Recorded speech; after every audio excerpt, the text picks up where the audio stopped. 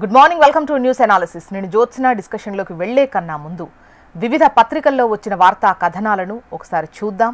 తెలంగాణ వార్తా పేపర్స్ చూసినట్టయితే ముందుగా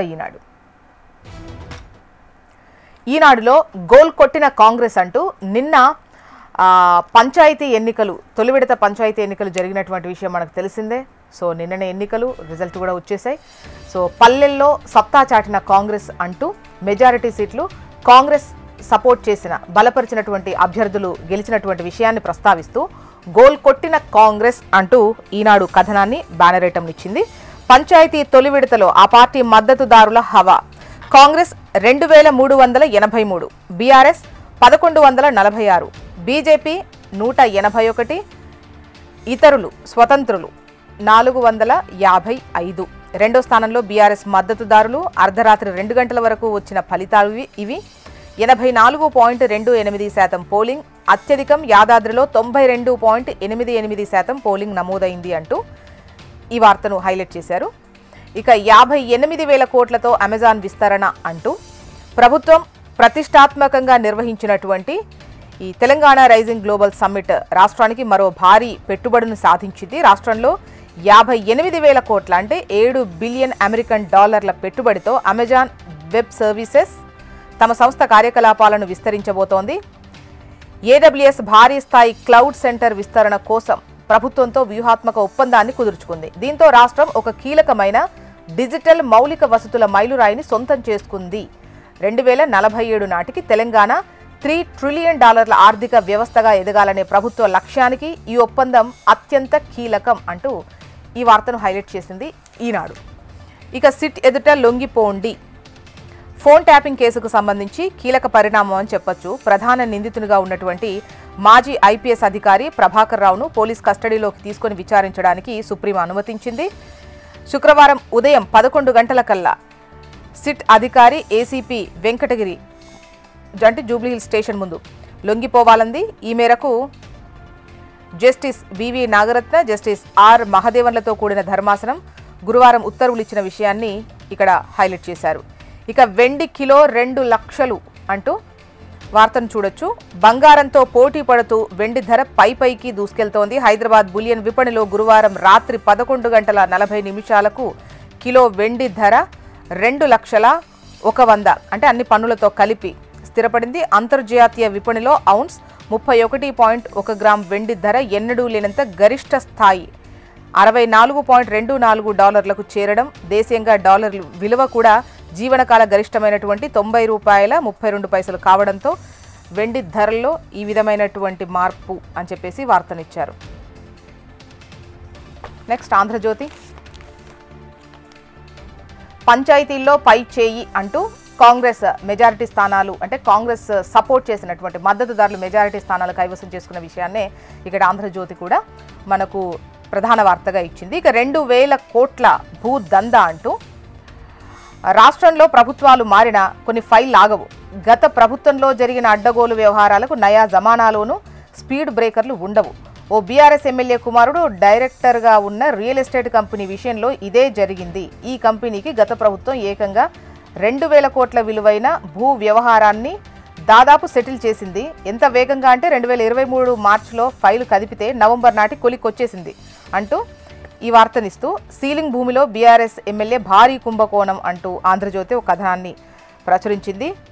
కబ్జాదారులపై కేసులు పెట్టండి, ఐడీపీఎల్కు కేటాయించిన భూములన్నీ 22A చేర్చండి, అక్కడ నిర్మాణాలకు అనుమతించిన వారిపై చర్యలు తీసుకోండి, సమగ్ర వివరాలతో నివేదిక ఇవ్వాలని మేడ్చల్ కలెక్టర్కు సీఎంఓ కార్యదర్శి ఆదేశం. ఇక మీరు పనిచేయట్లేదు, తెలంగాణ బీజేపీ నేతలపై మోదీ ఆగ్రహం అంటూ తెలంగాణ బీజేపీ నేతలపై మోదీ ఆగ్రహం. 2 కేంద్ర మంత్రులు, 8 మంది ఎంపీలు ఉన్నా రాష్ట్రంలో పార్టీ పరిస్థితి ఘోరం. ముఠా తగాదాలు పెరిగాయి. గత అసెంబ్లీ ఎన్నికల్లో వచ్చిన ఛాన్స్ చేజార్చుకున్నాం. మన సోషల్ మీడియా కంటే అసదుద్దీన్ ఓవైసీ సోషల్ మీడియా బలంగా ఉంది. కనీసం ఆయన చూసైనా నేర్చుకోండి. తెలంగాణ బీజేపీ ఎంపీలకు మోదీ క్లాస్. పార్టీ బలంగా లేకపోవడంపై రాష్ట్రానికి చెందిన కేంద్ర మంత్రులపై ప్రధాని ధ్వజం అంటూ ఈ వార్తనిచ్చారు. నెక్స్ట్ నమస్తే తెలంగాణ. ఇక్కడ పల్లె పల్లెన దుమ్ము రేపిన గులాబీ అంటూ నమస్తే తెలంగాణ పంచాయతీ ఎన్నికల కు సంబంధించి తొలి దశ ఎన్నికలకు సంబంధించి రిజల్ట్కు సంబంధించి వార్తనిస్తూ పల్లె పల్లెన దుమ్ము రేపిన గులాబీ అంటూ బ్యానర్ ఐటమ్ను ప్రచురించింది. తొలి దశ పంచాయతీ ఫలితాల్లో అధికార పార్టీకి షాక్. సగం స్థానాలైన గెలవలేక అధికార పార్టీ ఆపసోపాలు. పోటీ చేసిన గ్రామాల్లో 44% చోట్లే దక్కిన విజయం. రేవంత్ ప్రచారం చేసినా పట్టించుకోని ఊరు జనం. కాంగ్రెస్తో బీఆర్ఎస్ శ్రేణుల హోరాహోరీ పోరాటం. 50 చోట్ల 10 ఓట్ల తేడాతో, 150 చోట్ల కేవలం 20 ఓట్ల తేడాతో ఓటమి.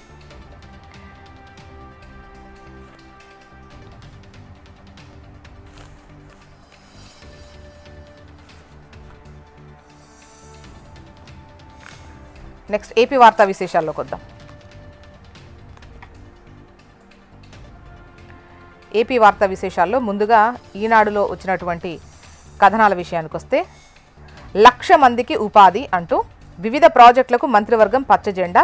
16,060 కోట్ల పెట్టుబడులకు ఆమోదం అంటూ ప్రధాన వార్తను చూడొచ్చు. దీని వివరాల్లోకి ఒకసారి వెళ్దాం. రాష్ట్రంలో 1,00,000 మందికి పైగా ఉపాధి కల్పించే ప్రాజెక్టులకు మంత్రిమండలి నిన్న ఆమోద ముద్ర వేసింది. ఇందులో క్వాంటమ్ కంప్యూటర్స్, ఐటీ, సౌరశక్తి, కెమికల్, ఫార్మా, ఆహార శుద్ధి, బయోఫ్యూయల్స్ రంగాల్లో పెట్టుబడులు ఉన్నాయి. ఇవి కాక ఆతిథ్య రంగంలో హోటల్స్, కన్వెన్షన్ హాళ్ల నిర్మాణం వంటివి ఉన్నాయి. ఇంతకు ముందు ఎస్ఐపిబి సమావేశంలో తీసుకున్న నిర్ణయాలను మంత్రిమండలి ముందుంచి ఆమోదం తెలిపింది. మొత్తం 16,060 కోట్ల విలువైన పెట్టుబడులకు పచ్చజెండా ఊపారు. అమరావతిలో ఏర్పాటు కాబోతున్న క్వాంటమ్ వ్యాలీలోకి కొత్త ప్రాజెక్టులు రానున్నాయి. దాదాపు 7 క్వాంటమ్ కంప్యూటరింగ్ ప్రాజెక్టులు చేపట్టేందుకు పెట్టుబడులు వస్తున్నాయి అంటూ వార్తను హైలైట్ చేశారు. ఇక బీసీలకు సౌర విద్యుత్ ప్రాజెక్టుకు అదనపు రాయితీ. 27.2 లక్షల మందికి 20,000 చొప్పున ఇచ్చేందుకు ఆమోదం. రెవెన్యూ వివాదాలను ఏడాదిలోగా పరిష్కరించాలి. సీఎం చంద్రబాబు దిశానిర్దేశం.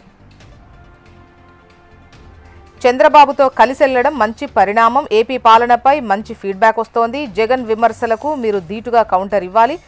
బీజేపీ ఎంపీలతో ప్రధాని నరేంద్ర మోదీ. తెలంగాణలో పార్టీ వ్యవహార శైలిపై పెదవి విరుపు అంటూ కథనాన్ని ప్రచురించింది ఈనాడు. నెక్స్ట్ ఆంధ్రజ్యోతి. తూర్పు తీరం ఐటీ సంబురం అంటూ నేడు విశాఖలో కాగ్నిజెంట్ తొలి అడుగు. 800 మంది ఉద్యోగులతో తాత్కాలిక డెవలప్మెంట్ సెంటర్ ప్రారంభం.